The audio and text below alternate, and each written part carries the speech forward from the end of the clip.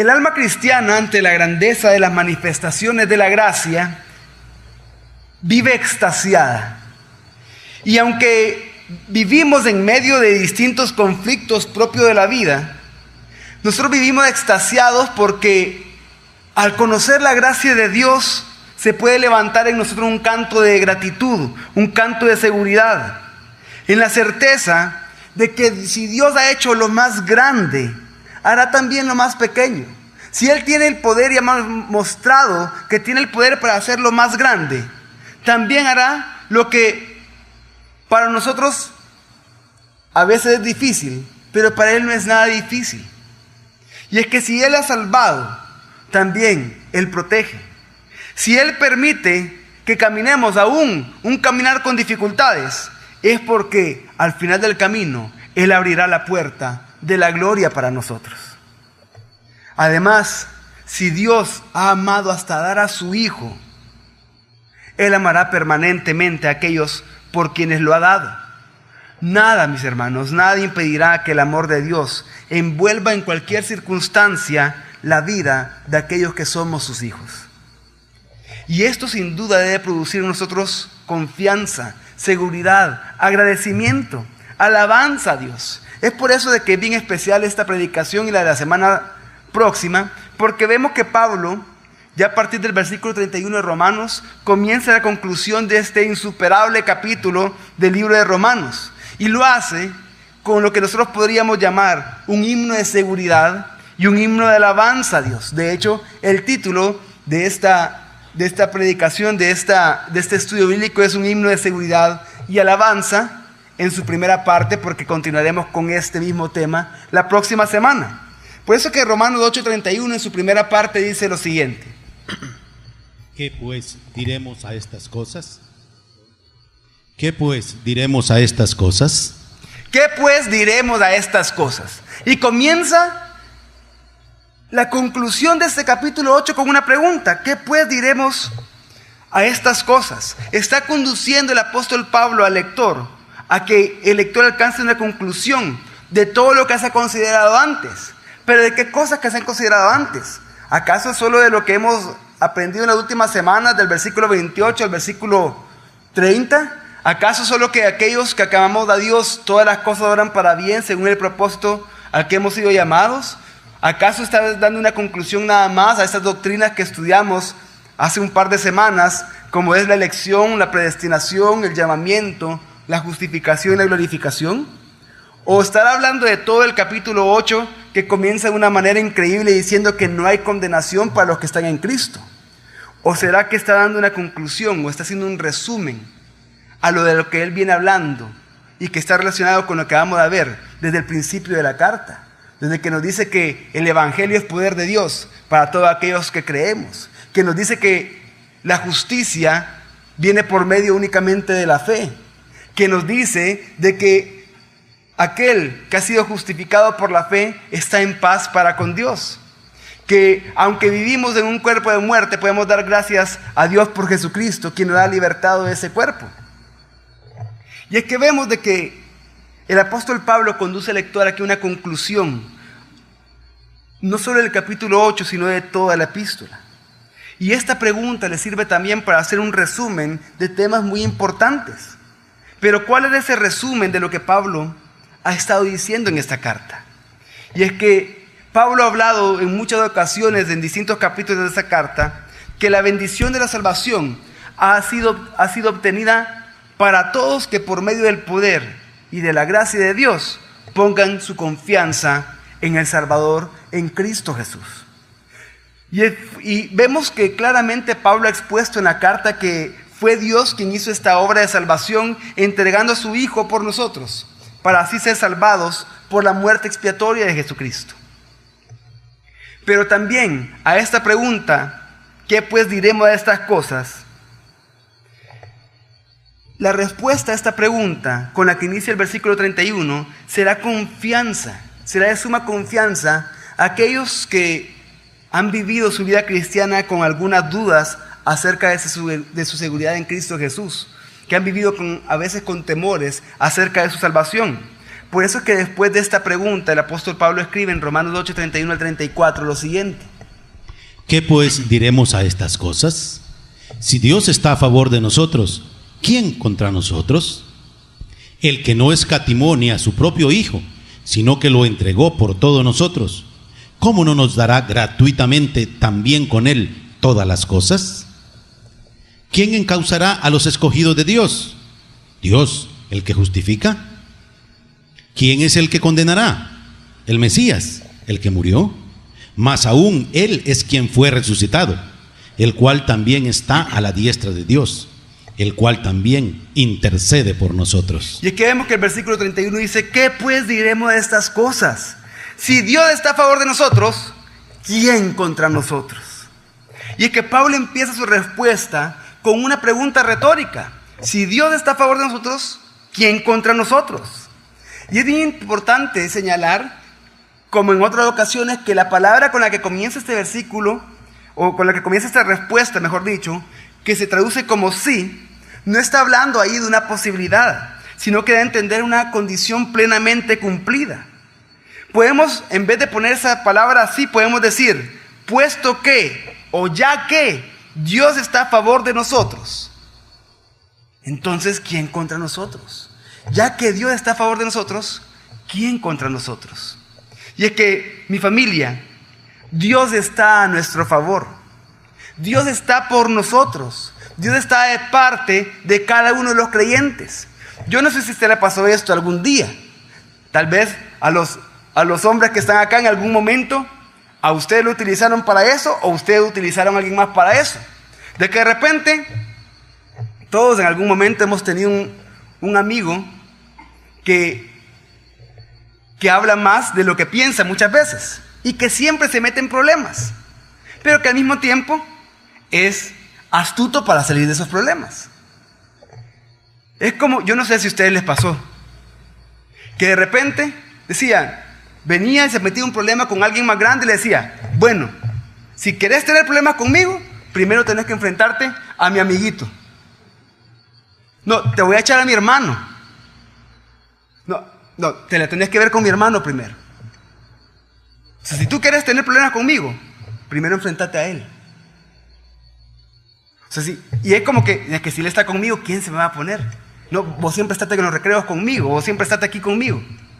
¿A cuánto les pasó algo así? Yo creo que solo a mí me pasó con mi hermano mayor entonces en algún momento. Y es que Dios está con nosotros. No tenemos que tener miedo nosotros.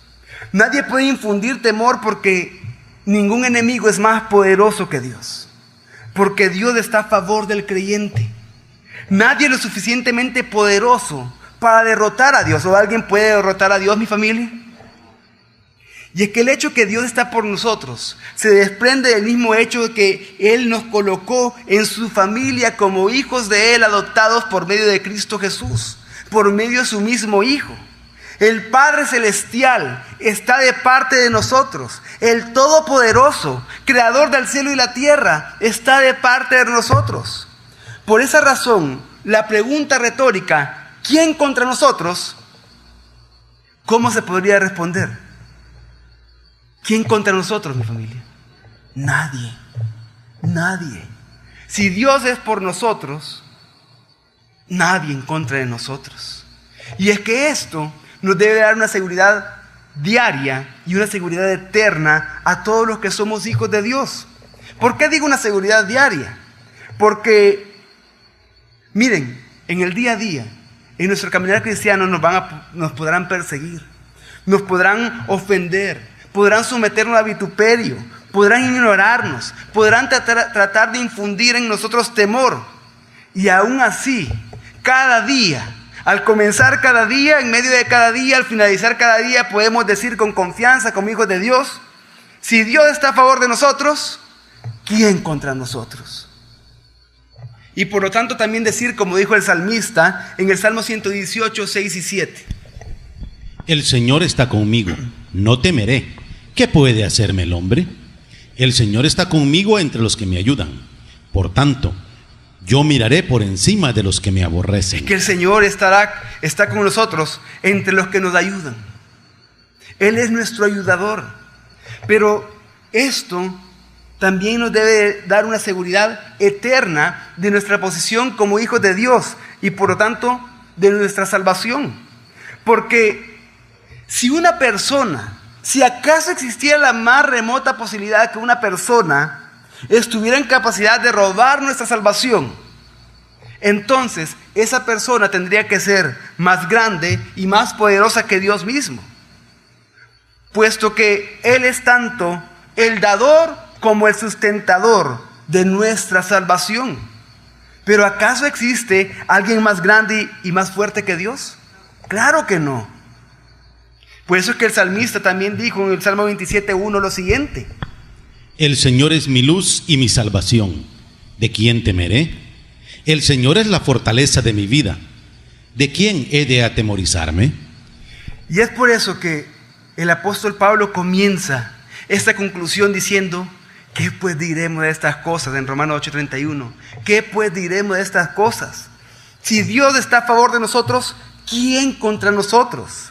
¿Quién contra nosotros? ¿La religión acaso podría estar en contra de nosotros? Y es que la religión que nos dice que debemos de cumplir ciertas reglas para mantenernos salvos o para alcanzar la salvación. La religión que dice que si cometemos cierto tipo de pecados mortales se puede perder la salvación. ¿Acaso eso puede estar contra los hijos de Dios? No. ¿Puede la religión estar contra nosotros? No. ¿Es acaso la religión más poderosa que Dios? De ninguna manera. ¿Quién contra nosotros? La culpa. La culpa que algunas veces hemos experimentado por nuestros pecados.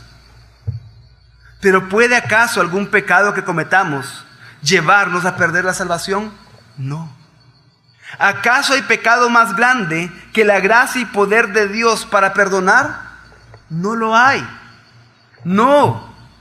Y es que si desde un principio no fuimos capaces de salvarnos usando nuestro poder y esfuerzos propios, si no fuimos capaces de libertarnos del pecado, si no fuimos capaces por nosotros mismos de acercarnos a Dios y ser hijos de Él, ¿cómo es posible entonces que habiendo recibido su salvación y adopción, tengamos el poder de anular su obra de gracia que Dios mismo ha realizado en nosotros? Si Dios es que nosotros, nadie contra nosotros. Y así con este versículo comienza el apóstol Pablo, con este himno de seguridad. Un himno de seguridad que va cada vez creciendo en alabanza a Dios, pero también creciendo en nuestra seguridad como hijos de Dios. Por eso que a esta pregunta retórica, ¿quién contra nosotros? Y a esta pregunta que él hizo también, el apóstol Pablo, ¿de qué pues diremos de estas cosas? El apóstol mismo da una respuesta mucho más completa de los versículos 32 al 39. En este día solo vamos a ver el versículo 31 que acabamos de explicar, el versículo 32, 33 y 34. La siguiente semana vamos a terminar con el versículo 35 al 39.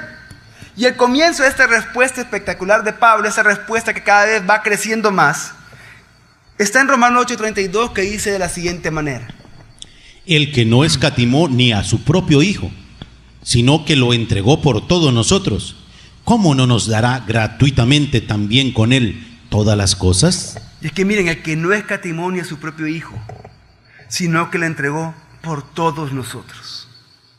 Para comprender mejor esto, tengamos en cuenta los siguientes hechos. Yo quiero que preste atención a los siguientes hechos que son muy importantes para poder entender de la primera parte de este versículo. Dios Padre, el juez, tiene un hijo, un unigénito, un único hijo, amado por Él, el Hijo en el que Él haya toda su complacencia. Dicho hijo jamás, nunca cometió pecado alguno. Por otra parte, Isaías 53, 6, en su primera parte dice: todos nosotros. ¿Quiénes? Todos nosotros nos descarriamos como ovejas, cada cual se apartó por su camino. Sin embargo, a pesar que fuimos todos nosotros los que nos descarriamos y nos apartamos, sobre este querido y amado Hijo, Dios pronuncia la sentencia que nosotros merecíamos. De tal forma que Isaías 53, leyéndolo de manera completa, 53:6, dice de la siguiente manera: Todos nosotros nos descarriamos como ovejas, cada cual se apartó por su camino, pero el Señor cargó en él el pecado de todos nosotros. Nosotros nos apartamos, pero el Señor cargó sobre su Hijo amado el pecado de todos nosotros. Y es que es una sentencia inconmensurable en su severidad, y es ejecutada en todo detalle, con todo el poder del Padre. Dios no escatimó a su Hijo. Dios no mitigó la severidad de la sentencia en manera alguna. Y el Hijo mismo concordó con el Padre y el Espíritu Santo de ser Él ese Cordero que iba a ser inmolado. Él, el Hijo de Dios, cargó totalmente con esa horrenda maldición que nos correspondía a nosotros. Tomó la copa de la inexpresable agonía hasta la última gota. Esa amarga copa, por amor, el Hijo la bebió. Y esa copa que el Hijo bebió, esa copa de agonía, está vacía para nosotros hoy, porque la bebió completa. Pero ¿por qué fue la maldición quitada de nuestros hombros y transferida al Hijo de Dios? Y es que la respuesta es la tan profunda, intensa y maravillosamente respuesta que encontramos en la palabra de Dios, que nos dice que de tal manera amó Dios al mundo que dio a su Hijo, el unigénito, para que todo aquel que en Él cree no se pierda, mas tenga vida eterna. Por amor. El Padre lo hizo por amor a criaturas miserables que no son dignas de su gracia, a nosotros. Y es que podemos en estos hechos tan importantes, podemos ver cierta analogía entre lo que hizo Abraham. ¿Se recuerdan del caso de Abraham? ¿Cuántos se recuerdan? De que Dios le pide a Isaac: entrégame a tu hijo, a tu único, le dice. Y podemos ver cierta analogía en la disposición voluntaria de Abraham para sacrificar a Isaac. Lo podemos ver cierta analogía con lo que Dios hizo, que está registrado en Juan 3:16.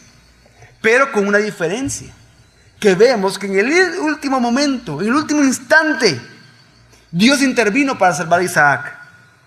Y entonces, por ese detalle, la analogía ya no es más analogía, sino que se convierte en contraste. ¿Por qué? Porque Dios no escatimó ni a su propio Hijo, sino que lo entregó por todos nosotros.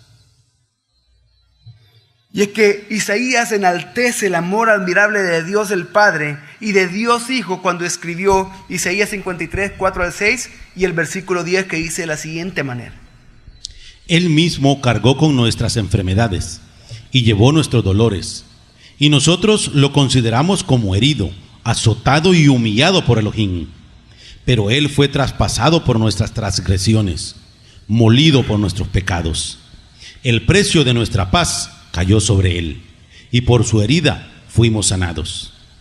Todos nosotros nos descarriamos como ovejas, cada cual se apartó por su camino, pero el Señor cargó en Él el pecado de todos nosotros.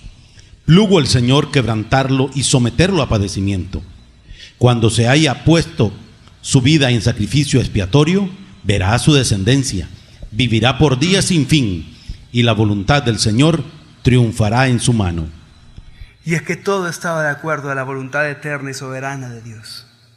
El sacrificio de Jesús en la cruz, mi familia, el sacrificio de Jesús en la cruz, no solamente del fundamento de nuestra salvación, sino que también es el fundamento de nuestra seguridad como hijos de Dios. El Señor no permite que uno solo de sus hijos se pierda otra vez, sino que prepara para nosotros un hogar eterno en su presencia eterna, como Jesús mismo lo dijo en Juan 14, 2 al 3, cuando le dice a sus discípulos: no se turbe vuestro corazón. Creed en Dios, creed también en mí. En la casa de mi Padre muchas moradas hay, si no, os lo hubiera dicho. Voy pues a preparar lugar para vosotros. Y cuando me vaya y os prepare el lugar, vengo otra vez y os tomaré a mí mismo, para que donde yo estoy, vosotros también estéis. Y es que lejos de decir algo que nos pudiera poner en duda acerca de nuestra salvación, Cristo dice: no se turbe su corazón. Yo voy a prepararles un lugar eterno en mi presencia eterna. Jesús también nos asegura que el Espíritu Santo estará con nosotros siempre. Juan 14, 16 dice: yo rogaré al Padre y os dará otro Paracleto, para que esté con vosotros para siempre. Y es que hay un Consolador que estará con nosotros para siempre, que es el Espíritu Santo habitando en nosotros. Y ahora quiero hacer una pregunta. ¿Qué poder en la creación podría robarle a Dios Padre, a Dios Hijo y a Dios Espíritu Santo a aquellos que han sido salvados por Él mismo para toda la eternidad? Ninguno.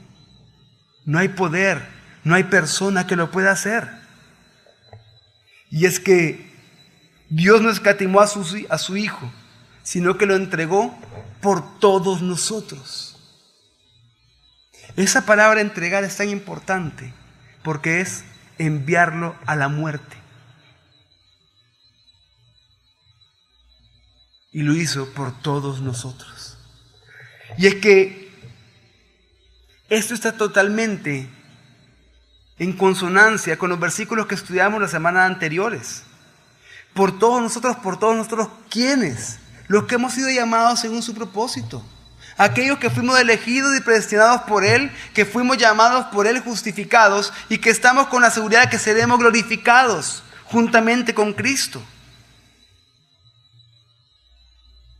Aquellos escogidos por los cuales Cristo intercede. Aquellos que somos más que vencedores. A nosotros, a su iglesia, a los escogidos, a sus hijos. Es a quienes los méritos de la muerte de Cristo les habían sido, o les estaban siendo, o les van a ser aplicados salvíficamente.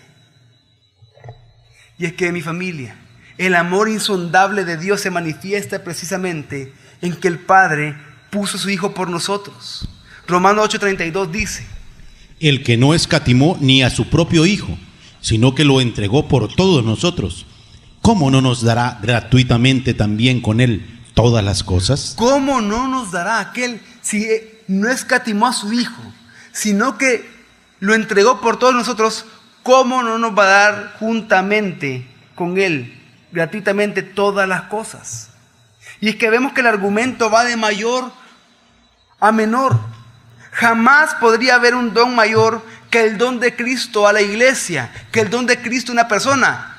Pues Dios nos dio a su Hijo, entregó a su Hijo por todos nosotros. ¿Hay algo mayor que eso, mi familia? No. Lo más grande, lo más puro, lo más santo, lo más admirable que un hijo de Dios puede tener es Cristo mismo. Dios no escatimó a su propio Hijo, sino que lo entregó por todos nosotros. Y es que, aunque entregar a este Hijo fue un sacrificio inconmensurable, según lo indican claramente las palabras, Dios no escatimó a su Hijo. Sin embargo, Cristo mismo no es un don solitario para nosotros, sino que todavía nos dice la palabra de Dios: ¿cómo no nos va a dar con Él gratuitamente? Es decir, de buena gana, gozosamente, generosamente, por misericordia, todas las cosas. ¿Y qué cosas nos han sido dadas con Cristo? Las cosas a las que se refiere Efesios 1:3, que dice de la siguiente manera: bendito el Dios y Padre de nuestro Señor Jesús, el Mesías, quien nos bendijo en los cielos con toda bendición espiritual en el Mesías. nos bendijo en los cielos con toda bendición espiritual en Cristo. Y es que los que tenemos a Cristo tenemos toda bendición espiritual. Los que tenemos a Cristo tenemos todos. Tenemos todo. Los que tenemos a Cristo estamos completos. Los que tenemos a Cristo, sería absurdo para nosotros pensar que la salvación se puede perder. Y es que dice que Él dará gratuitamente. Significa que Él va a conceder por gracia todas las cosas para nosotros. En su gracia Dios nos regala con el Hijo todas esas cosas. Si Dios nos ha dado el Hijo, nos ha dado todo, mi familia. Estamos completos en Él. Y es que comentando el versículo 32 de Romanos 8, Juan Calvino escribió lo siguiente, que le pido por favor que preste atención. Si Dios no consideró ninguna cosa de más valor y excelencia para Él, o más digna de ser amada que su Hijo, tampoco dejará de darnos todo lo demás que nos sea útil, puesto que nos ha dado a su propio Hijo. Este pasaje nos obliga a recordar lo que Cristo nos concede y nos incita a contemplar sus riquezas, porque siendo Él la prenda del amor infinito de Dios hacia nosotros, no viene a nosotros desnudo o vacío, sino lleno de todos los tesoros celestiales, para que aquellos que lo posean tengan en Él todo lo necesario para una completa felicidad.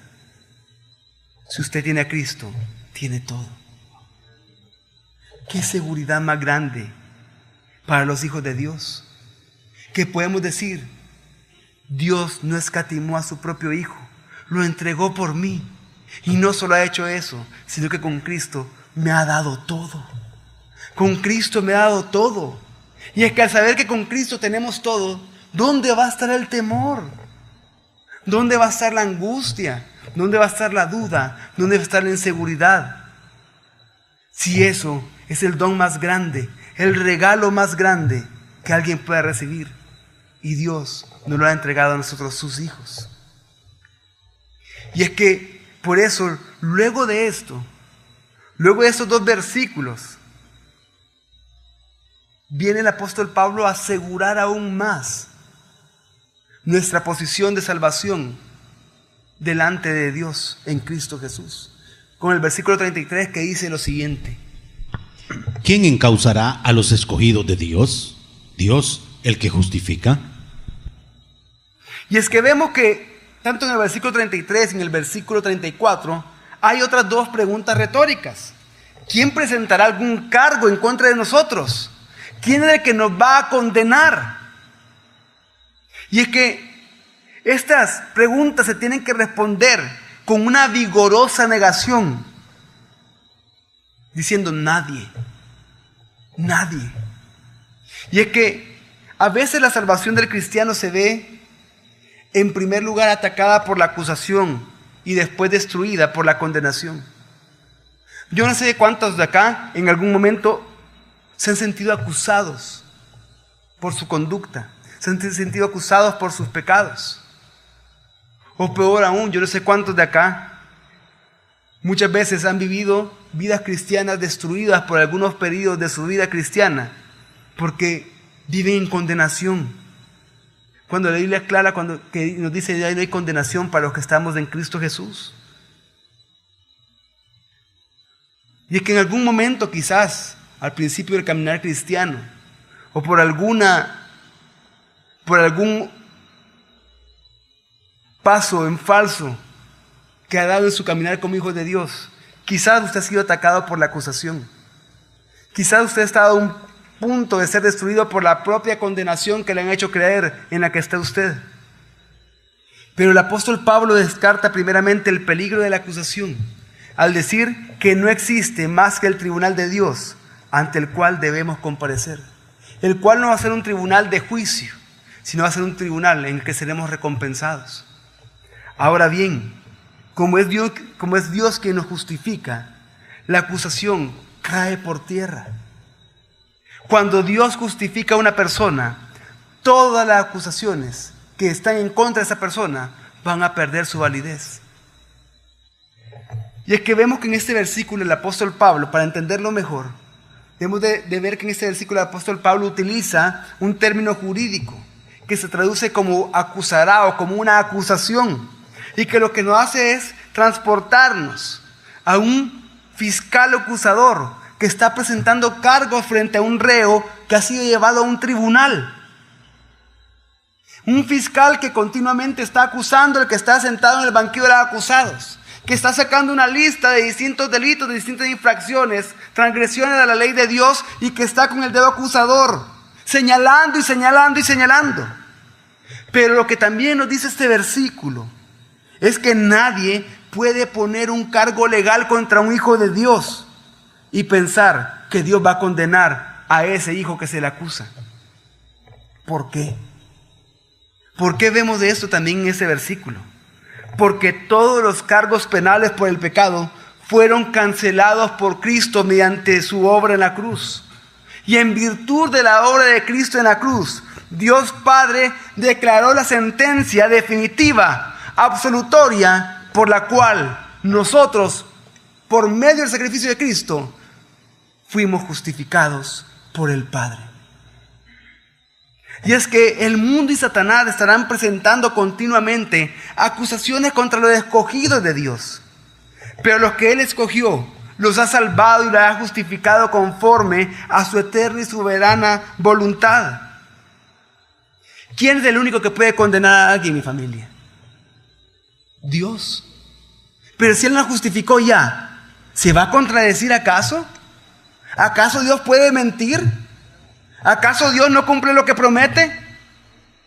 Entonces, si el único que puede condenar es el que nos ha justificado, los hijos de Dios estamos en una posición de seguridad. Y es que miremos esto. Dios concibió la ley. Dios reveló la ley. Dios interpreta la ley. Dios aplica la ley.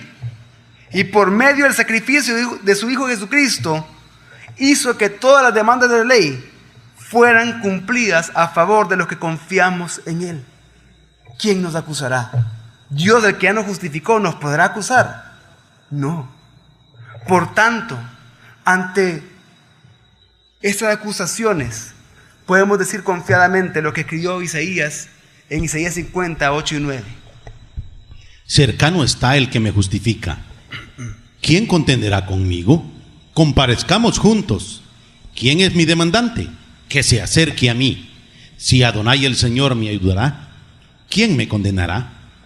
Ve ahí que todos ellos se gastan como vestidura. La polilla los comerá. Es que está cerca de mí.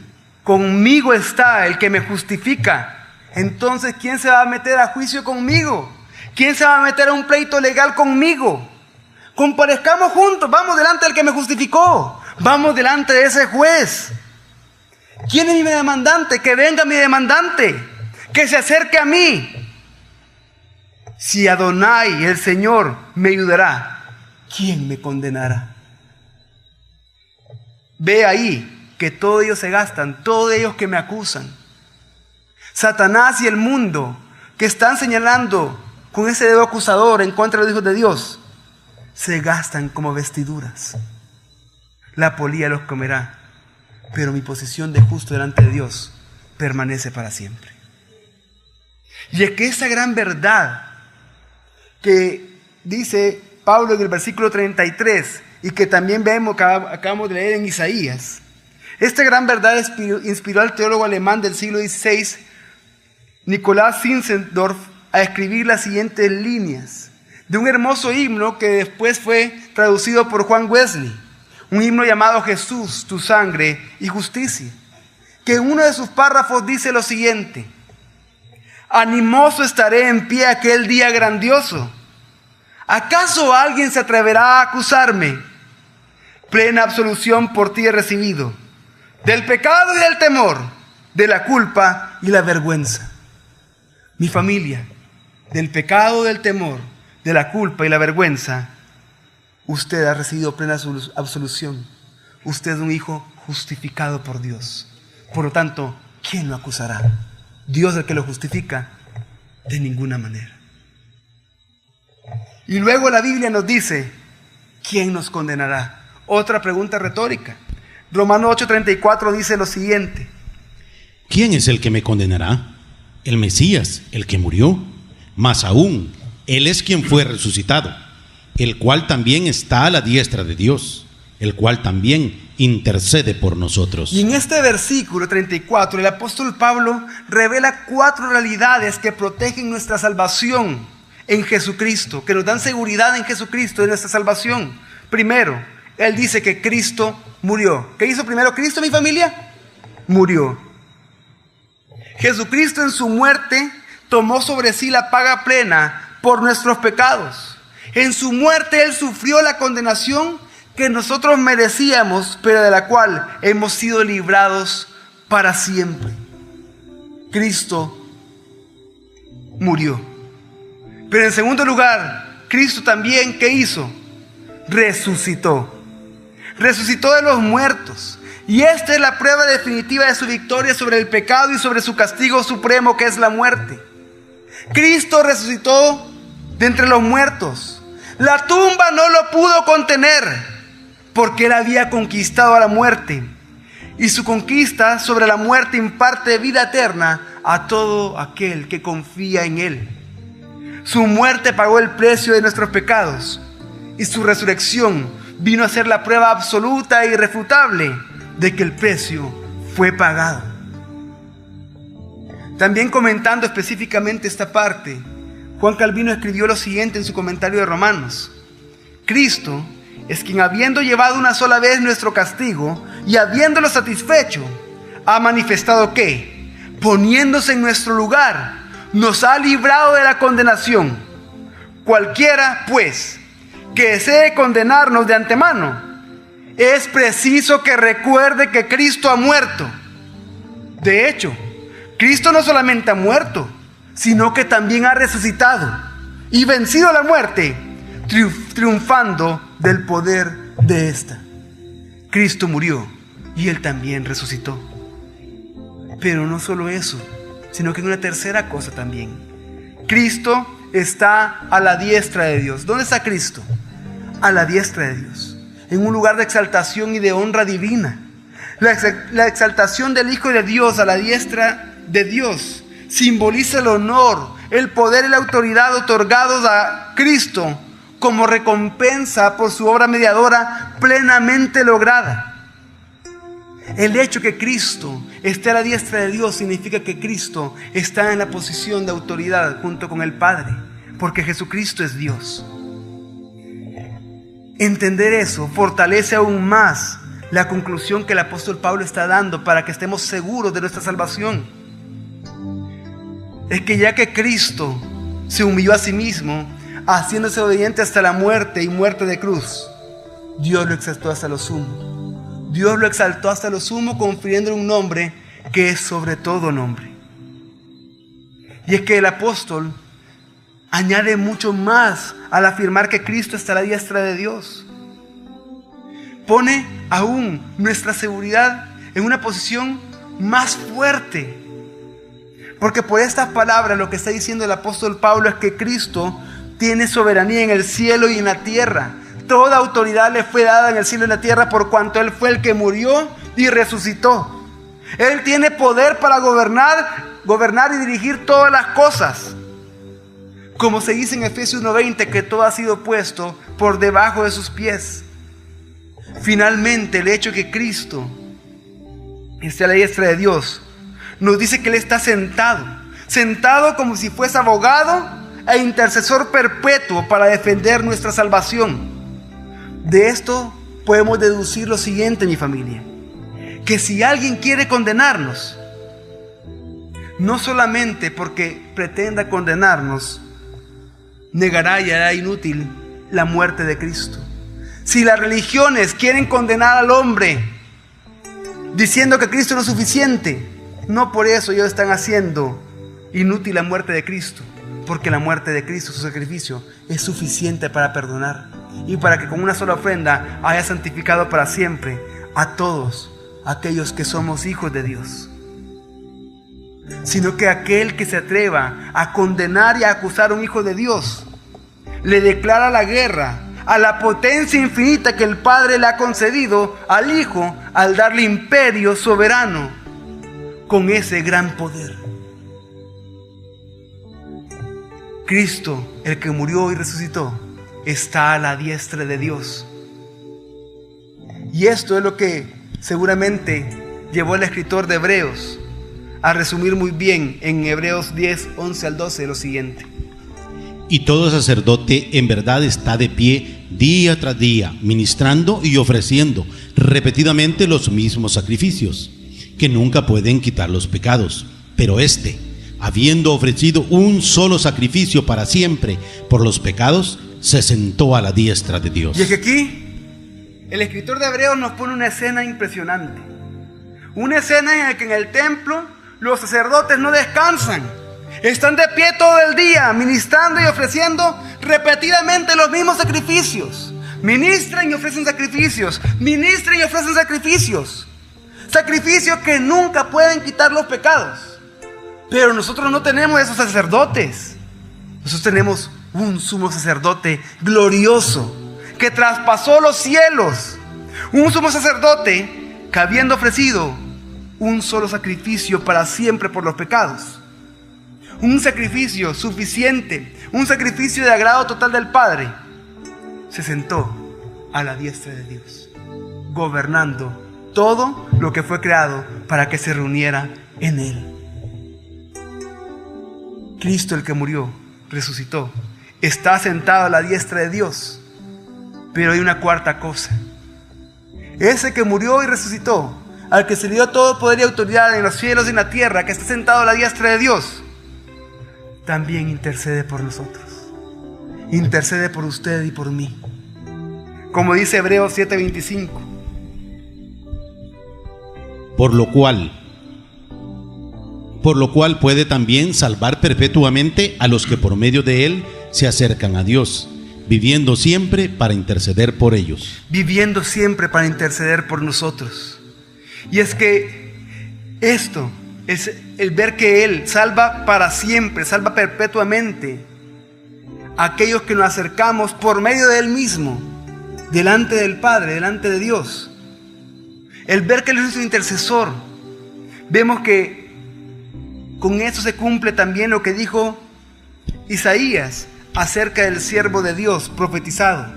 Aquel siervo de Dios, ese siervo sufriente, que hará que la voluntad de Dios se cumpla en su mano, en cuya mano se cumplió ya la voluntad de Dios. Dice lo siguiente, y decía 53:12. Por tanto, yo le daré parte con los grandes, y con los fuertes repartirá despojos, por cuanto derramó su vida hasta la muerte, y fue contado entre los pecadores, habiendo cargado el pecado de multitudes, y orado por los transgresores. Orado por los transgresores. Y es que Cristo oró por nosotros los transgresores. Cristo oró por sus discípulos, pero no solamente pidió por ellos, sino también por aquellos que habrían de creer por la palabra de ellos. Cristo es nuestro sumo sacerdote, nuestro intercesor. Y es que, mis hermanos, mi familia, si nosotros entendemos que Cristo murió en la cruz para salvarnos del pecado, entonces entendemos lo que significa estar seguros de su salvación. Si creemos que Dios nos amó tanto, si creemos que Dios nos amó tanto, a tal punto que cuando nosotros todavía éramos pecadores, perdidos e impíos, pero Él nos amó tanto que envió a su Hijo a morir en la cruz para acercarnos a Él. Si creemos eso, ¿cuántos creen eso? Pero entonces, ¿cómo podríamos creer que después de ser salvos, su amor no sea lo suficientemente fuerte como para mantenernos salvos? Si Cristo tuvo el poder para redimirnos de nuestra esclavitud al pecado, ¿cómo podría Él carecer de poder para preservar nuestra redención? Cristo, el sacerdote perfecto, ofreció un sacrificio perfecto para hacernos perfectos delante de Dios. Por lo tanto, negar la seguridad del creyente equivale a negar la suficiencia de la obra de Cristo. Negar la seguridad del creyente equivale a entender mal el propósito de Dios, entender mal el don de Cristo, entender mal el significado de la cruz y entender mal el significado bíblico de salvación. Y es que, mi familia, en lo que resta de esta vida sobre la tierra y por la eternidad, nuestro Señor en su gracia nos mantendrá seguros en su amor imperecedero, por su poder que es imperecedero. Y es que esto debería ser adorar a Dios cada día más, elevar a Él un himno basado en nuestra seguridad en Cristo, de alabanza a Él. Yo le pido que, para terminar y antes de que adoremos, pueda inclinar su rostro. Vamos a orar.